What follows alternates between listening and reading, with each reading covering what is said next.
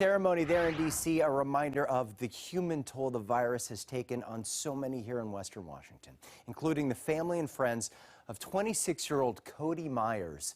The Navy sailor from Gig Harbor, a husband and father, passed away earlier this month from complications of COVID-19.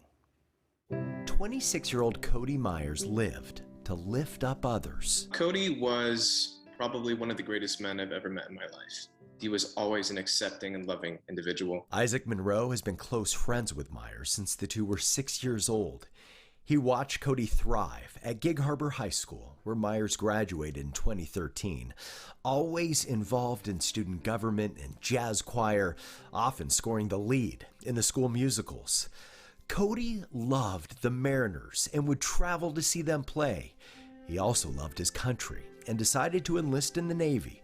But his deepest devotion was reserved for his wife. Hey, what's up, everybody? It's Cody and Mallory. As the two would move from Pierce County across the country to Georgia, where he was stationed, celebrating every time he returned from sea and starting a family. Being a father was everything to Cody, and as well as being a husband.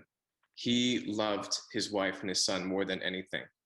It was his world to protect them, to be there for them, to support them. According to the Navy, Myers, who worked on submarines, came into contact with someone with a coronavirus in mid-January.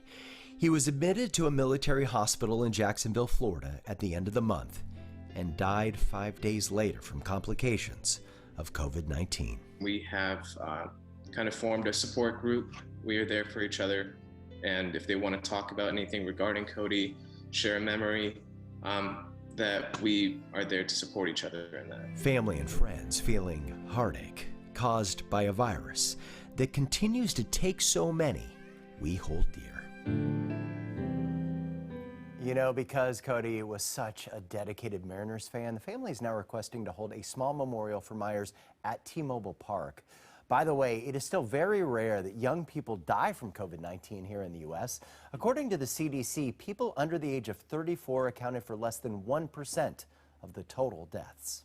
The latest COVID-19 numbers from the Washington Department of Health show nearly 335,000 total cases in our state, more than 19,000 hospitalizations, and more than 4,800 deaths. All right, let's